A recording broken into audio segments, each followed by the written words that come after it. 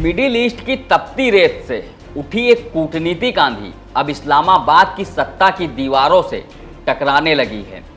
दुनिया एक बार फिर उस मोड़ पर खड़ी दिखाई दे रही है जहां अमेरिका, इजराइल, ईरान, खाड़ी देश और पाकिस्तान सभी एक ऐसे भू राजनीतिक शतरंज का हिस्सा बन चुके हैं जिसमें हर चाल आने वाले वर्षों की दिशा तय कर सकती है।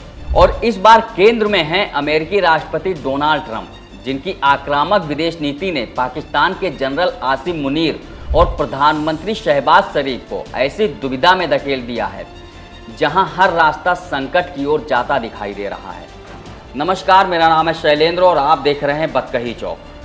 वॉशिंगटन से लेकर रियाद और तेल अवीव तक एक नई रणनीतिक रेखा खिंच रही है। ये केवल इजराइल और अरब देशों के रिश्तों का मामला नहीं रह गया, बल्कि अब ये तय करने की लड़ाई बन चुकी है कि आने वाले दशक में मुस्लिम दुनिया की राजनीति किस दिशा में जाएगी। इसी संघर्ष के केंद्र में आ खड़ा हुआ है पाकिस्तान, एक ऐसा देश जिसने दशकों तक खुद को फिलिस्तीन का सबसे मुखर समर्थक बताया, लेकिन जो आज आर्थिक संकट, कूटनीतिक दबाव और बदले वैश्विक समीकरणों के बीच फंसा हुआ दिखाई देता है। साल 2020 में जब अमेरिका की मध्यस्थता से इजराइल और कई अरब देशों जिसमें United Arab Emirates, Bahrain, Sudan और मोरक्को के बीच ऐतिहासिक अब्राहम अकॉर्ड्स हुआ था, तब इसे मध्य पूर्व की राजनीति में भूकंप के जैसा देखा गया। दशकों से जिस अरब दुनिया ने इजराइल को अलग थलग करने की नीति अपनाई, वही अचानक व्यापार, रक्षा, निवेश और तकनीकी साझेदारी के लिए तेल अवीव के दरवाजे खोलने लगी। अमेरिका ने इसे शांति का नया युग बताया, लेकिन आलोचकों ने कहा कि ये समझौता दरअसल फिलिस्तीन को दरकिनार कर इजराइल और अरब देशों के बीच एक नया सामरिक गठबंधन तैयार करने की कोशिश है।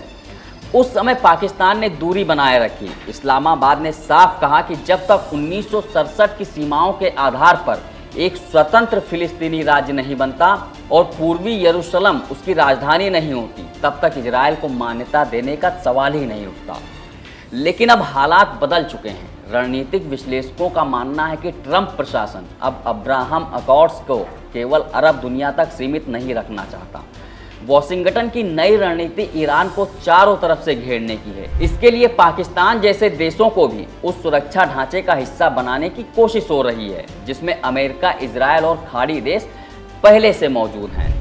पाकिस्तान की विदेश नीति दशकों से फिलिस्तीन समर्थक रही है। पाकिस्तान ने कभी इजराइल को मान्यता नहीं दी, यहाँ तक कि पाकिस्तानी पासपोर्ट पर भी साफ लिखा जाता रहा कि ये दस्तावेज इजराइल को छोड़कर दुनिया के सभी देशों के लिए मान्य है। ये केवल एक प्रशासनिक लाइन नहीं है, बल्कि पाकिस्तान की वैचारिक पहचान का हिस्सा बन गई। आज पाकिस्तान गंभीर आर्थिक संकट से जूझ रहा है। विदेशी मुद्रा भंडार दबाव में है। IMF, विश्व बैंक और खाड़ी देशों की आर्थिक मदद उसके लिए जीवन रेखा बन चुकी है। दूसरी ओर अमेरिका अब भी पाकिस्तान की सैन्य और रणनीतिक जरूरतों पर बड़ा प्रभाव रखता है। ऐसे में अगर वॉशिंगटन अब्राहम अकॉर्ड को लेकर दबाव बढ़ाता है तो इस्लामाबाद के लिए उसे पूरी तरह से नज़रअंदाज करना आसान नहीं होगा।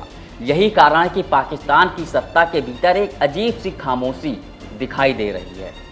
एक तरफ जनरल आसिम मुनीर हैं, जिनके सामने सेना की रणनीतिक ज़रूरतें हैं। पाकिस्तान की सेना लंबे समय से अमेरिकी सैन्य सहायता और पश्चिमी समर्थन पर निर्भर है।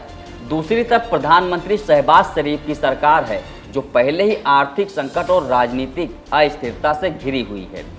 अगर पाकिस्तान इजराइल की ओर झुकाव दिखाता है तो घरेलू स्तर पर भारी उथल पुथल हो सकती है।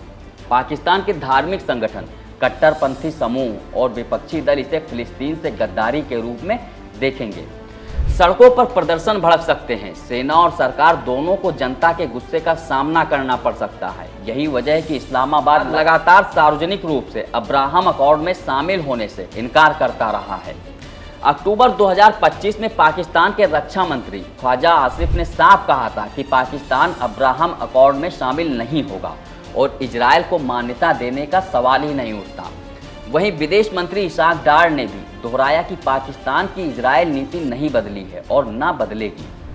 जनवरी 2026 में पाकिस्तान के विदेश मंत्रालय ने भी बयान जारी कर कहा कि अब्राहम अकॉर्ड की भावना भले 3 अब्राहमिक धर्मों की साझा विरासत पर आधारित हो, लेकिन पाकिस्तान के लिए इसमें शामिल होने की बुनियादी शर्त एक स्वतंत्र फिलिस्तीनी राज्य है।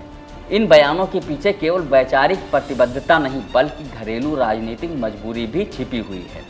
ऐसे में असल सवाल यह है कि क्या पाकिस्तान वास्तव में हमेशा इस रुख पर कायम रह पाएगा, क्योंकि पाकिस्तान केवल वैचारिक रूप से नहीं आर्थिक रूप से भी खाड़ी देशों पर निर्भर है। लाखों पाकिस्तानी नागरिक खाड़ी देशों में काम करते हैं। वहां से आने वाला विदेशी धन पाकिस्तान की अर्थव्यवस्था के लिए काफ़ी अहम है। ऐसे में अगर खाड़ी देश इजराइल के साथ रिश्ते सामान्य कर चुके हों और पाकिस्तान अकेला विरोध में खड़ा रहे तो उसकी कूटनीति स्थिति कमज़ोर पड़ सकती है। दूसरी ओर चीन का पहलू भी कम अहम नहीं है। अमेरिका लंबे समय से पाकिस्तान और चीन की बढ़ती नज़दीकियों खासकर सीपेक को लेकर चिंतित रहा है। ट्रंप की रणनीति केवल इजराइल तक सीमित नहीं मानी जा रही बल्कि इसे चीन और ईरान के प्रभाव को सीमित करने की व्यापक रणनीति का हिस्सा भी माना जा रहा है। अगर पाकिस्तान अमेरिका की लाइन से दूर जाता है तो वॉशिंगटन आर्थिक और कूटनीतिक दबाव बढ़ा सकता है। यानी पाकिस्तान इस समय 3 मोर्चों पर फंसा हुआ दिखाई देता है। एक तरफ अमेरिका, दूसरी तरफ घरेलू इस्लामी राजनीति और तीसरी तरफ चीन ईरान के साथ उसके रणनीतिक संबंध। ऐसे में पाकिस्तान शायद खुलकर अब्राहम अकॉर्ड में शामिल होने का जोखिम फिलहाल न उठाए, लेकिन पर्दे के पीछे इजराइल के साथ सीमित संपर्क बढ़ाने की कोशिश हो सकती है। इतिहास बताता है कि पाकिस्तान और इजराइल के बीच पूरी तरह शून्य संपर्क कभी नहीं रहे। अलग अलग समय में बैक चैनल मीटिंग्स और गुप्त वार्ताओं की खबरें आती रही हैं। फिलहाल अगर पाकिस्तान अमेरिकी दबाव के आगे झुकता है तो उसे अपने ही देश में राजनीतिक विस्फोट का सामना करना पड़ेगा। अगर वो इनकार करता है तो अमेरिका के साथ रिश्तों में तनाव बढ़ सकता है और अगर वो बीच का रास्ता खोजने की कोशिश करता है तो उसे लगातार दोनों तरफ से अविश्वास झेलना पड़ सकता है।